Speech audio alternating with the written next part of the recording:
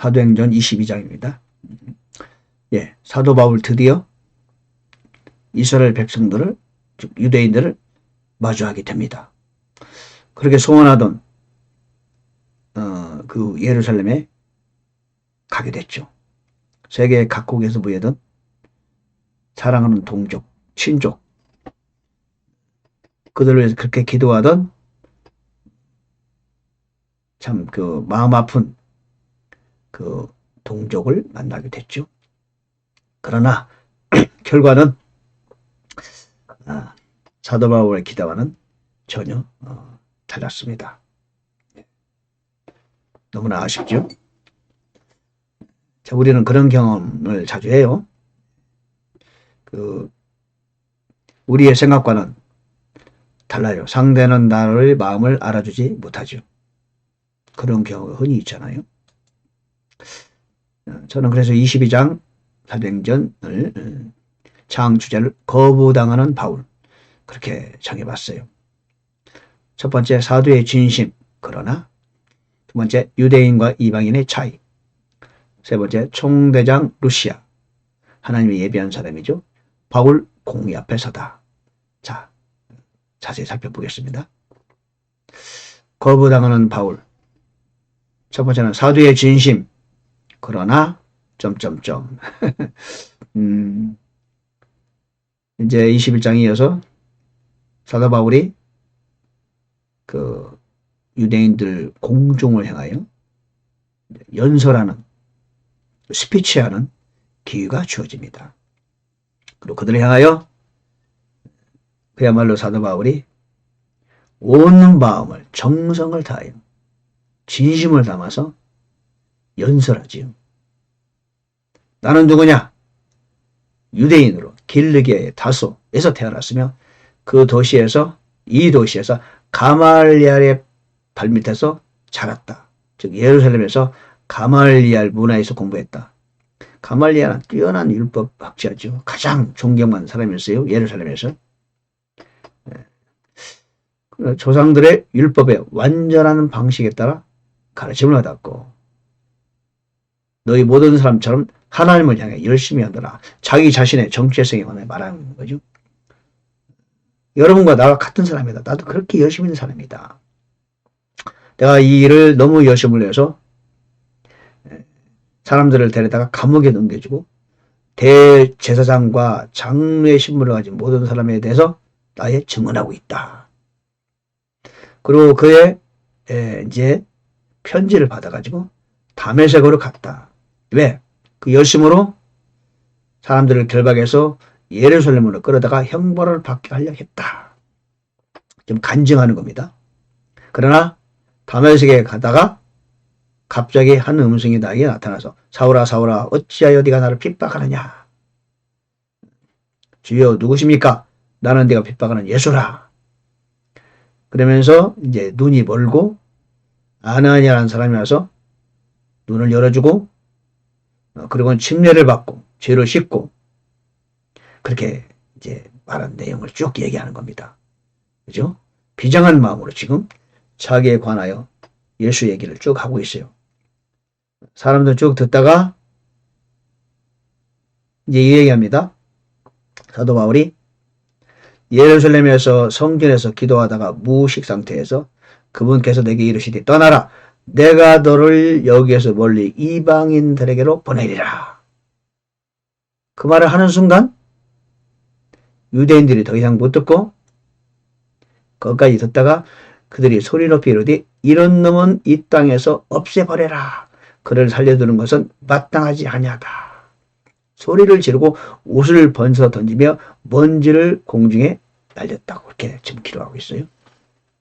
그러니까 사도 바울은 지금 그들을 향하여 정말로 복음을 전하고, 그리고 그들을 사랑하는 마음으로 온 몸과 마음을 다해서 진심으로 지금 간증하고 얘기하는데, 이방인 얘기가 나오는 순간 그들이 어떻게 해요? 저놈을 죽여라. 살려두지 마라. 온 청중이 그렇게 일심으로 소리치는 겁니다. 이방인들을 얘기가 나오는 순간 내가 너를 여기서 멀리 이방인들에게 보내리라. 거기까지 말하는 거 듣고 그 다음부터 이들이 폭발하는 거예요. 죽이라고. 왜 그럴까요? 이방인과 유대인. 이유가 뭘까요? 유대인은 잘못된 특권의식을 갖고 있죠. 물론 특권이 있죠. 하나님께 그들에게 율법을 주셨으니까. 그렇죠? 그러나 그 특권의식이 무서운 결과를 가져온 겁니다. 그러니까 그들이 하나님을 미처 알지 못한 거예요. 이걸 흔히 외모를 중시한다 그런 거죠. 하나님은 외모를 중시하는 것을 범죄자라고 말합니다.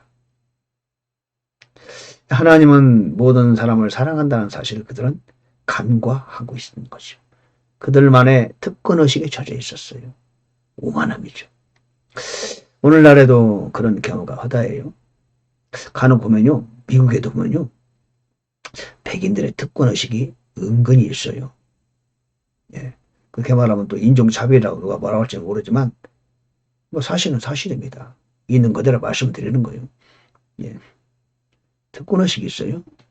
여기도요. 뭐 인류대에 나온 사람은 약간의 특권의식이 있어요. 보이지 않지만 있어요. 그들만의 세계가 따로 있죠.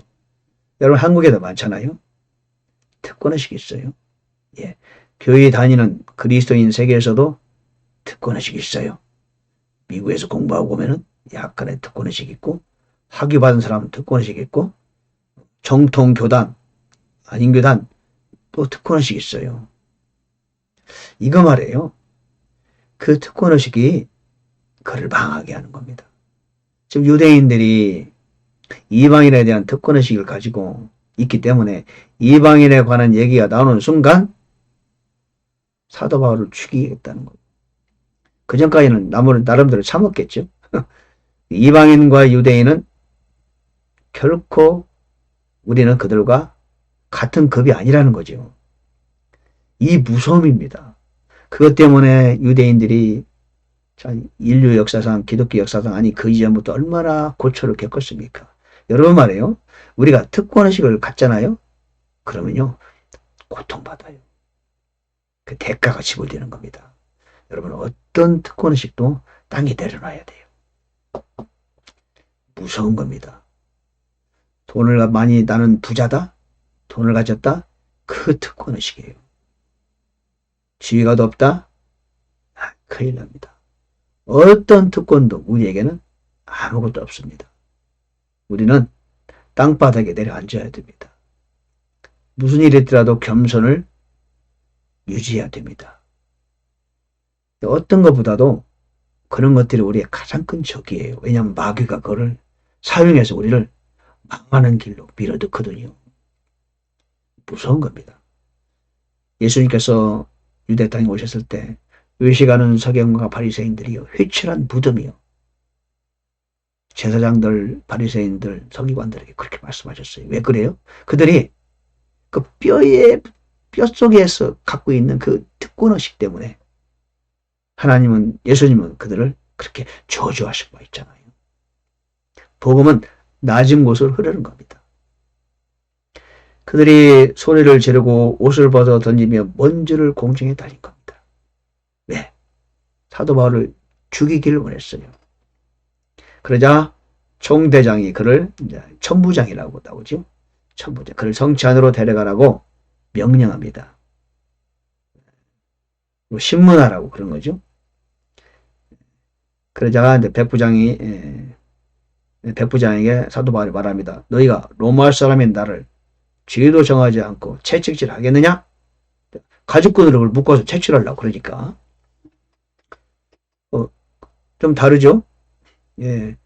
빌립보에서는 로마 사람인데도 불구하고 채찍을 그냥 맞았는데 여기서는 나 로마 사람이야. 그렇게 말하는 거예요. 예. 적절하게 지금 자기 신분을 밝히는 거죠. 빌립보에서 그런 이유는 성령의 인도를 따라서 채찍을 맞았다고 보는 겁니다. 예.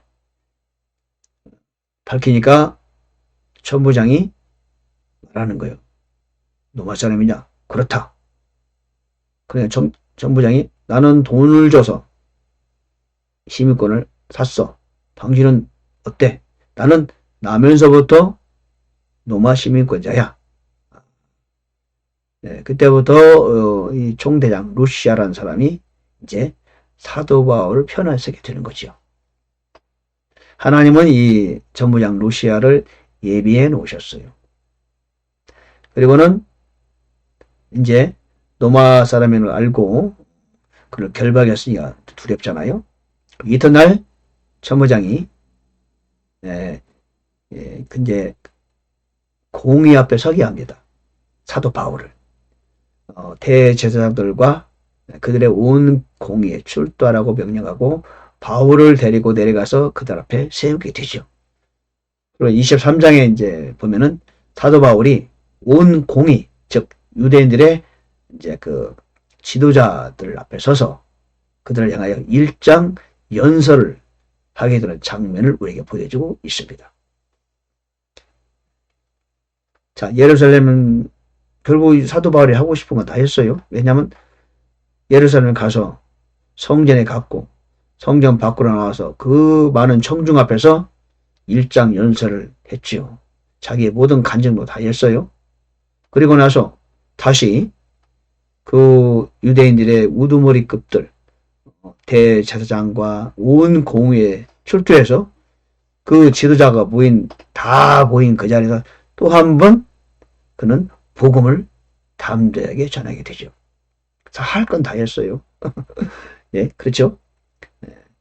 네, 예루살렘에 가서 하고 싶어 한 그는 일은 다 하게 된 겁니다. 그리고 그때 이제 결박당해서 다시 가이사랴로 오게 되고 가이사랴에서 2년 있다가 다시 로마로 이송되고 로마에서 감옥에 갇혀서 거기서 이제 옥중서신을 쓰게 되죠. 에베소서, 빌립보서, 골로새서, 그리고 빌레몬서. 이런 이제 일정이 앞으로 예고되어 있습니다. 예. 오늘은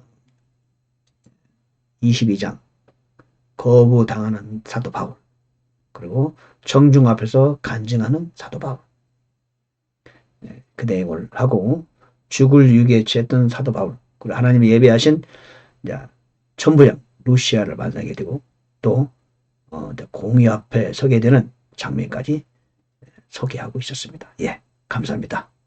여러분 큰 은혜 중에 거하기를 바랍니다. 할렐루야.